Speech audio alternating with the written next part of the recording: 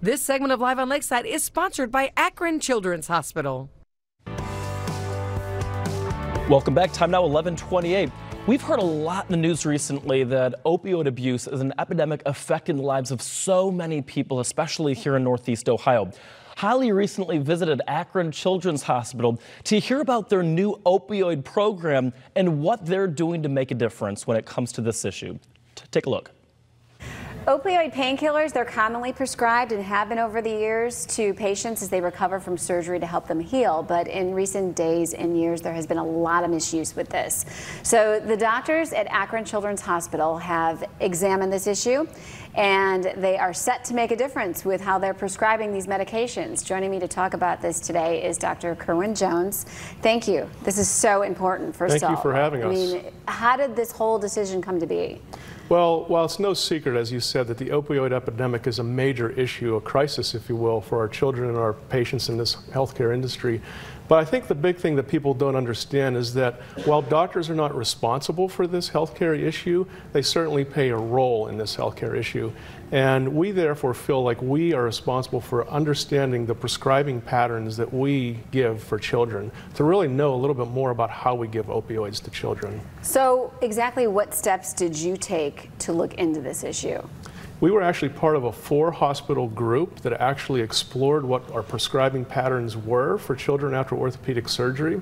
What we did is we actually accumulated data on what physicians were giving for different types of orthopedic procedures to their kids in their population.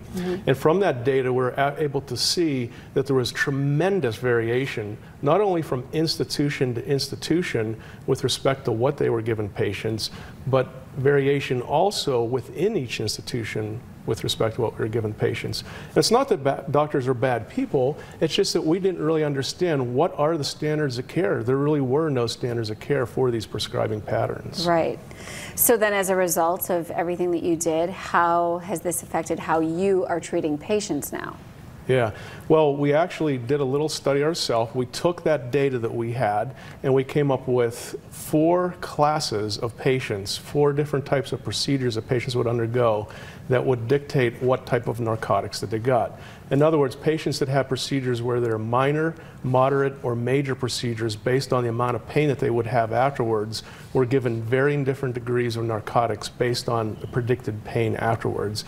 And by doing that, we're able to standardize care for all of our patients in our institution. Okay. What's been the result of this effort? Yeah, well, the next step was we actually built this into our electronic medical record because that way it almost forces the provider, the person giving the prescriptions, to write the correct prescription for the patient. And by doing so, we're able to actually achieve 90% compliance with these guidelines over 12 months of patient care. It's amazing. Yeah, I give credit to a lot of the physicians that actually stepped up to the plate and actually cared enough to make a difference and try to challenge the system. And in so doing, we found that we've decreased the use of our narcotics in this institution by over 40%. Wow. Yeah. I applaud you. That's really great. So I'm curious, how has this caught on in other departments here? Great question. Actually, we've been so successful in our orthopedic department that we now have initiative for all of the surgical subspecialties to develop their own pain guidelines by the end of 2019. Wow. Is anyone else doing this in the area? No, actually, nationally, there are no other pediatric hospitals that are actually doing the same sort of thing. And that's why these guidelines are actually published online on our National Pediatric Orthopedic website so that other hospitals, other institutions can start utilizing these. So Akron Children's Hospital could literally say we are the first ones that are doing this. That is correct. I mean, it's a fear, I think, of any parent in this day and age, for sure, because of everything that is going on with the opioid epidemic. So, you know, I'm a mom and I know it scares me to death. What should a parent know if their children are indeed prescribed these medications? I think one of the most important things to understand is that they need to question their doctors. They need to ask the question, does this child really need narcotics?